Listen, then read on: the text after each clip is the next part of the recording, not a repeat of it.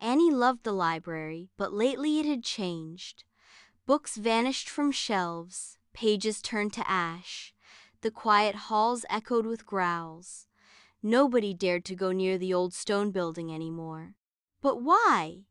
But Annie missed her books. She missed the whisper of pages, the touch of the ink, the feel of adventure just waiting to be discovered. So, on one sunny morning, Annie packed her backpack with strong courage, triple chocolate chip cookies with raisins, orange juice, and a flashlight, just in case she got scared. When she reached the library, she tiptoed through the creaky front doors and crept past many dusty shelves. "Hello," she called out. Nothing. Nada. No sound whatsoever. Then, from the fantasy section, came the sound of a deep snore. Annie had never heard the sound of such a deep snore before.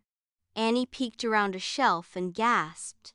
Curled between piles of half-burnt books was a dragon. Not a cartoon dragon, but a real one.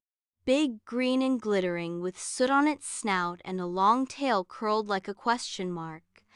It looked gigantic and fierce and really scary. The dragon blinked, then yawned. "You woke me," it grumbled. You're a dragon. You're sleeping in the library?" Annie stammered. The dragon nodded, looking embarrassed, and said, "I didn't mean to ruin the books. I love them. I just I get really excited. I turn the pages too fast and sometimes I sneeze fire. I really don't mean to." Annie blinked, then gasped, and said, "You can read?" "Of course," the dragon huffed. "Especially mysteries. I love a good mystery." Annie sat down beside the dragon and asked, "Then why don't you ask someone to help you?"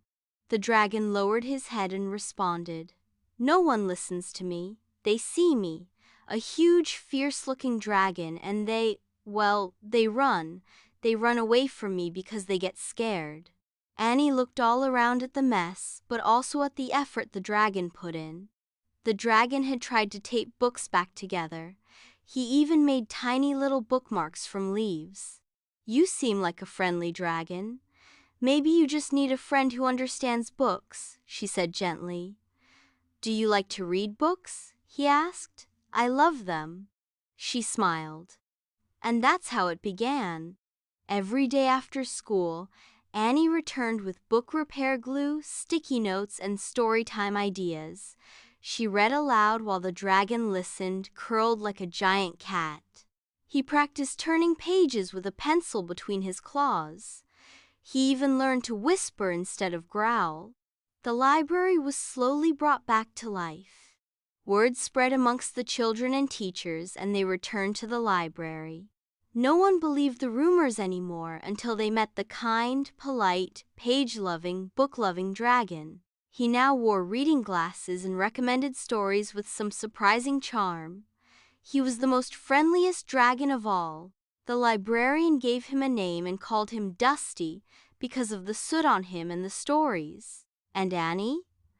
Well, she became the library's youngest ever story guardian, honored for bravery, kindness, and the rare gift of giving someone a second chance.